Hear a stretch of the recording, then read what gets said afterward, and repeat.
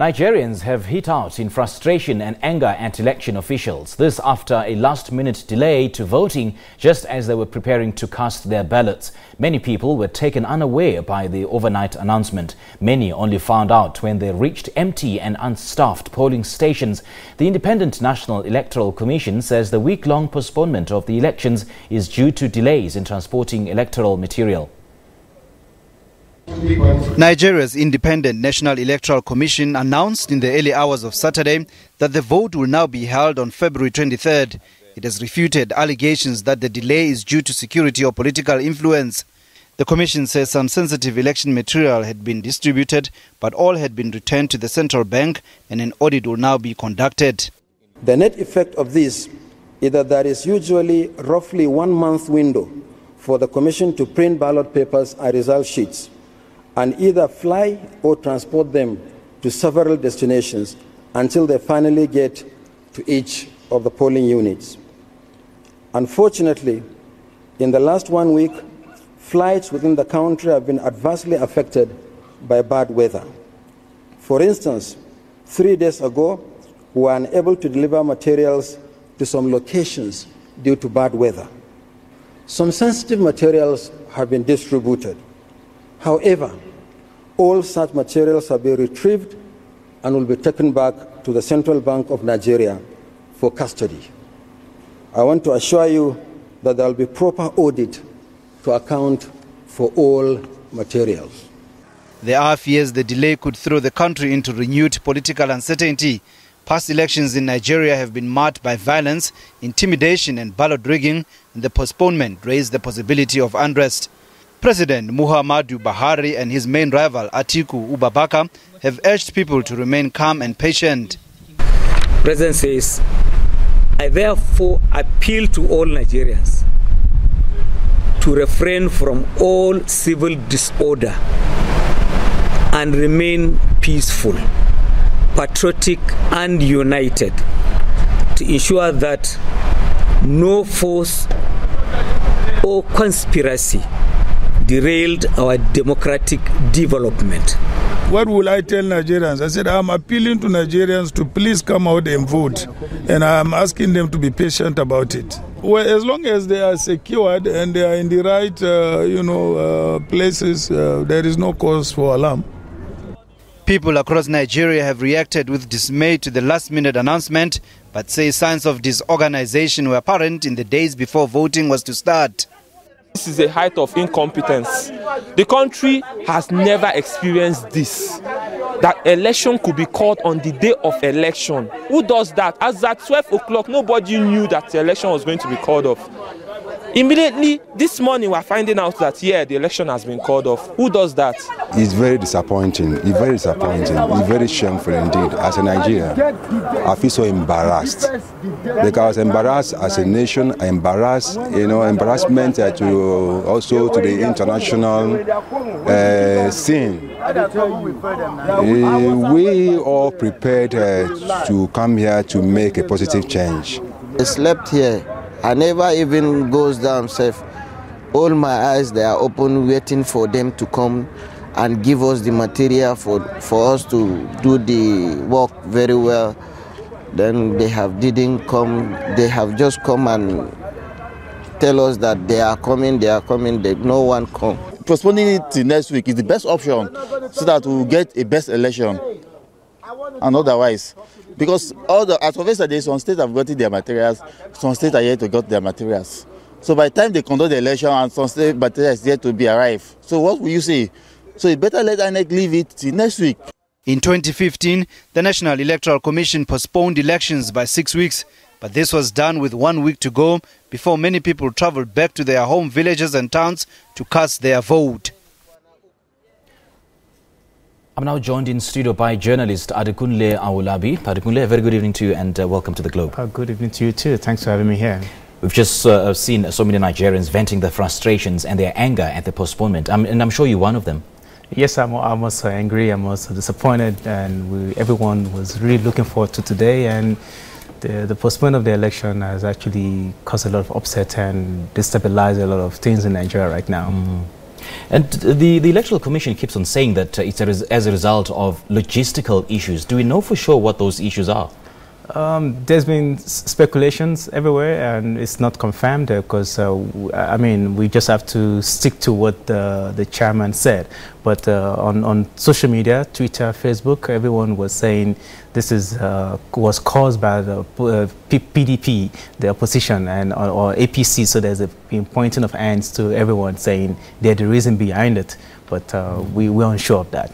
And interestingly, the two main political parties, I would just say, the APC and the PDP, condemned this move. Both parties condemned the postponement of these elections. And I mean, it's quite interesting because so many people have been laying the blame solely on the ruling party, the APC, saying that since they've got the upper hand, they did influence the decision. But both parties are condemning the move.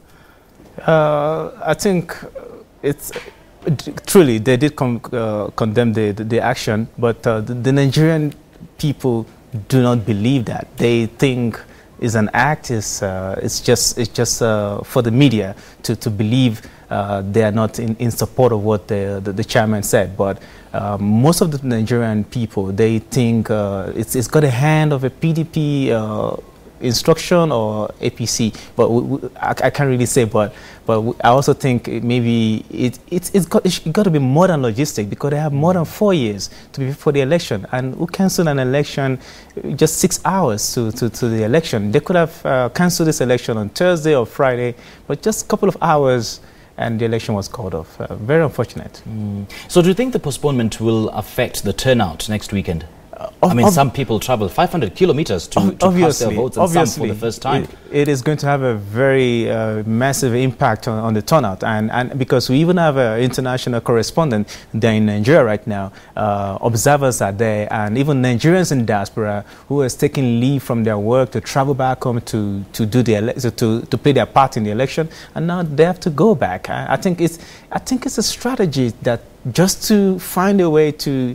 I think if I may comment about there's a political opposition candidate, Showore, who most media are not talking about, and this guy has a huge following of Nigerians in diaspora who actually flew back to Nigeria, and a lot of people are saying this is actually an act to actually reduce his impact in the election. Yeah.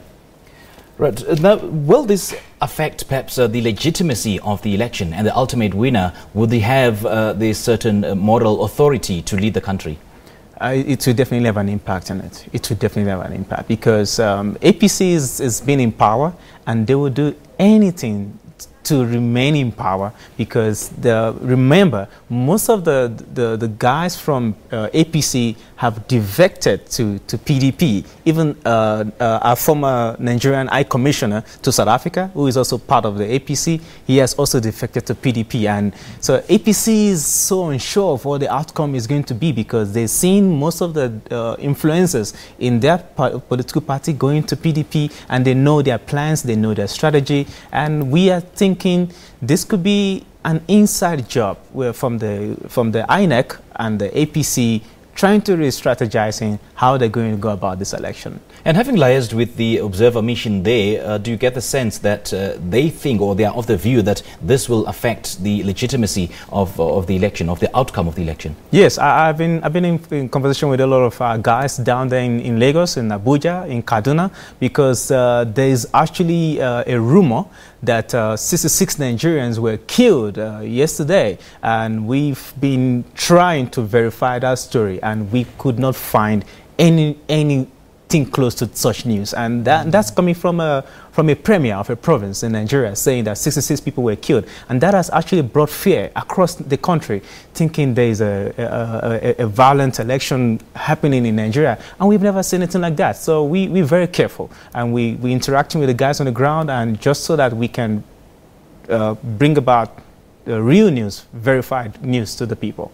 As a journalist yourself, I mean, there's this new phenomenon called fake news, and particularly in the run-up to elections as these. How rife is it in Nigeria? It is very rough. It is very rough. Nigerians have actually, they're used to reading content from blogs and not the mainstream media, and knowing the education level of most Nigerians, you'll be surprised. Why would everyone be following blogs online in Nigeria? So even the journalists, I'm sorry to say, in Nigeria, they're not doing a lot of hard work in investigating this news. We have to verify the news in diaspora that 66 people were not killed in Nigeria, and whereas the mainstream media in Nigeria were running the news saying people have been killed, and such things it should be controlled and shouldn't even happen. I mean, as a journalist, you have to verify content before running out there. It's better not to break the news first, yes, but know when you break the news, you're breaking a verified news. Yeah, I mean, it is very unfortunate that the current crop of journalists now strive to breaking the news first without actually verifying the facts. Content. And how do you feel about not being able to cast your vote? It's not a good thing, because I've been living in South Africa now for the past 13 years. It feels like home, and I'm very much involved in what is going on in Nigeria. We had one of the officials in the parliament.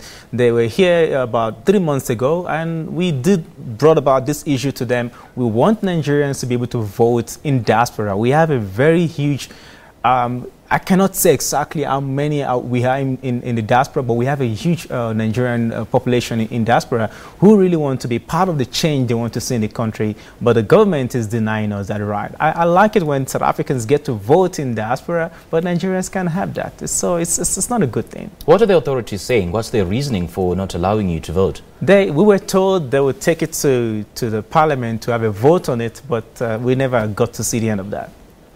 All right. Yeah. Thank you so much for joining us. We appreciate it. Thank you. Well, that is Adekunle Owolabi. He is a journalist joining us in studio.